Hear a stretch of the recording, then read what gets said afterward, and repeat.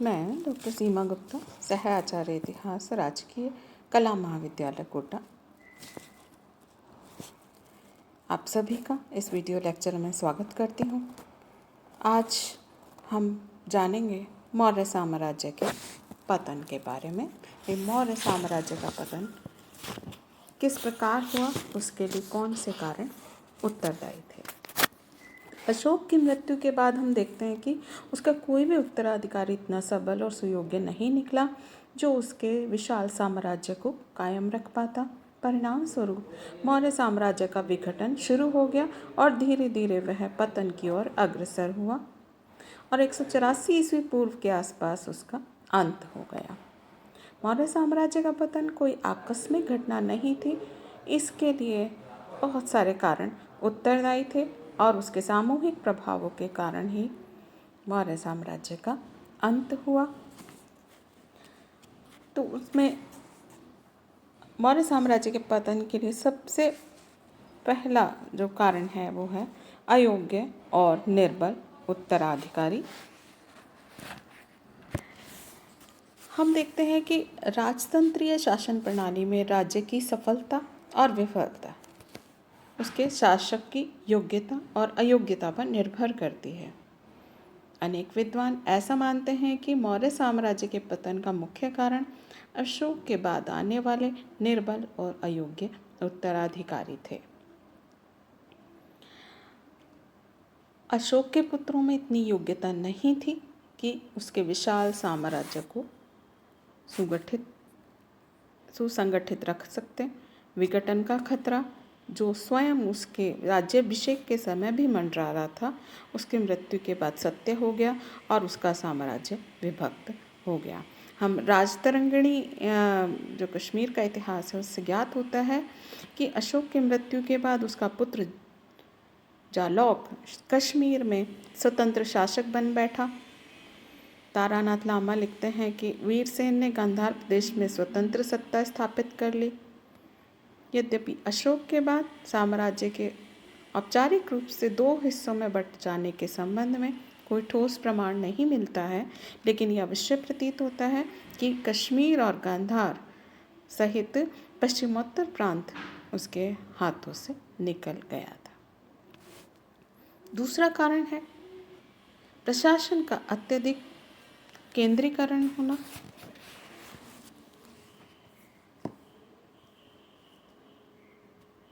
अयोग्य और दुर्बल उत्तराधिकारियों के कारण केंद्रीय सत्ता निर्बल पड़ गई।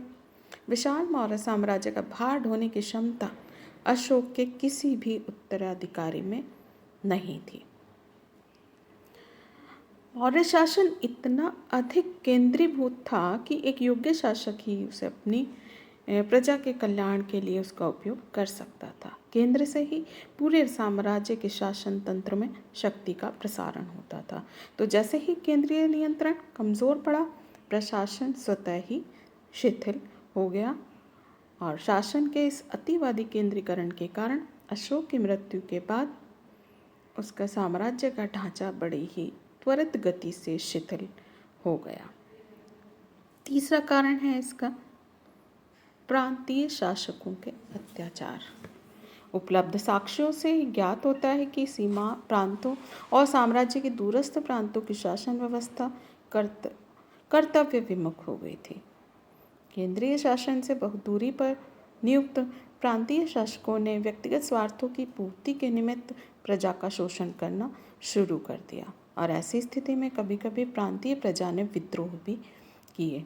हमें बौद्ध ग्रंथों से पता चलता है कि तक्षशिला में दो विद्रोह हुए थे, एक तो बिंदुसार के शासनकाल में और दूसरा अशोक के शासनकाल में। और अशोक के जो प्रांतीय अधिकारी हैं, अशोक के कलिंग अभिलेख से भी ज्ञात होता है कि उन्होंने लोगों को अकारण ही बंदी बनाकर वो उन्हें उत्पीड़ित करते थे। तीसरा है राज दरबार की दलबंदी। उपलब्ध साक्ष्यों से विदित होता है कि मौर्यों का राज दरबार भी आपसी दलबंदी से पीड़ित था। साम्राज्य के मंत्री और उच्च अधिकारी अपने व्यक्तिगत स्वार्थों की पूर्ति के निमित्त राष्ट्रीय हितों को भुला करके आपसी गुटबंदी में लगे रहते थे। हम बिंदुसार की मृत्यु के बाद देखते हैं कि मौर्य जो राजदरबार था वो दो विरोधी पक्षों में विभाजित हो गया था और उसी के परिणाम स्वरूप गृह युद्ध भी हुआ। और दूसरा उदाहरण अंतिम मौर्य सम्राट बृहद्रथ का है। उसके समय में भी दो दल हो गए थे, एक सेनापति पुष्यमित्र का और दूसरा मंत्री का। इससे स्पष्ट होता है कि राजदरबार की दलबंदी ने राजतंत्र और शासन तंत्र दोनों को खोखला बना दिया था। इसके बाद है करों की अधिकता।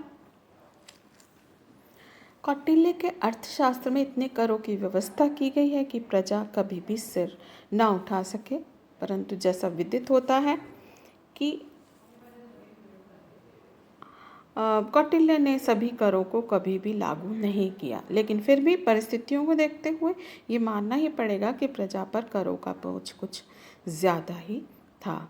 अशोक ने बौद्ध संघ को जी भरकर ध्यान दिया, हजारों स्तूप और विहार बनवाए, जिससे उसका राजकोष खाली हो गया। प्रजा पर नए नए कर लगाकर ही धन संग्रह किया गया होगा और इससे प्रजा में असंतोष फैलना स्वाभाविक था। इसके बाद है सैनिक शक्ति का पतन। कलिंग युद्ध के बाद हम देखते हैं कि अशोक ने युद्ध नीति का परित्याग करके धर्म विजय की नीति को अपनाया और उसने शस्त्रों का त्याग कर दिया, अहिंसा का पुजारी बन गया। परंतु उसकी नई नीति ने मौर्यों की सैनिक शक्ति को दुर्बल बना दिया। युद्धों के अभाव में सैनिक निपुणता का भी अंत हो गया। अहिंसा व्यक्तिगत जीवन में उपयोगी हो सकती है, परंतु उस युग में राजतंत्र के लिए घातक सिद्ध हुई। अशोक की मृत्यु के बाद उपद्रवी तत्व सिर उठाने लगे और उनको कुचलने वाली सैनिक शक्ति अब मौर्यों के पास नहीं थी। ऐसी स्थिति में साम्राज्य का पतन होना स्वाभाविक था। नेक्स्ट है राष्ट्रीय चेतना का अभाव।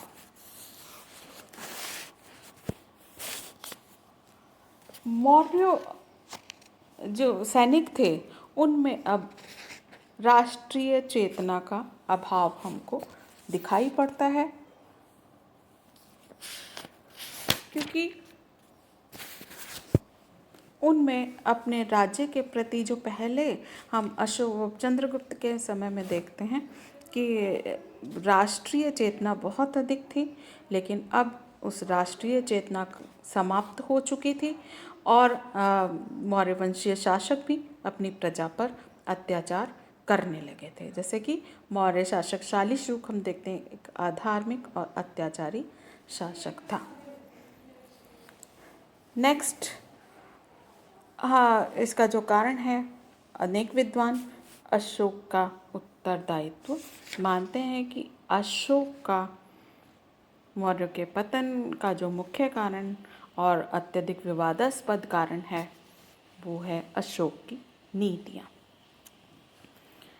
इस संबंध में अशोक की आलोचना दो आधारों पर की जाती है।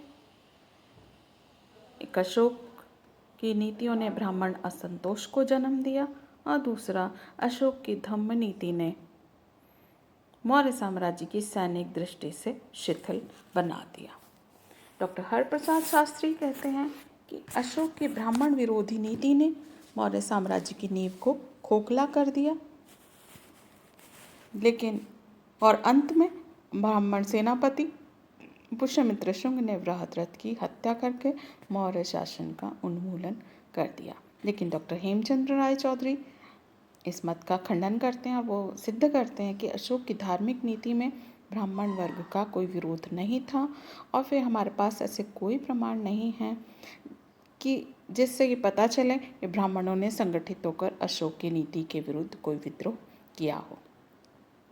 इस संबंध में रोमिला थापर ने भी कहा कि अशोक की सामान्य नीति न तो विशिष्ट रूप से बौद्ध समर्थक थी और न ही ब्राह्मण विरोधी।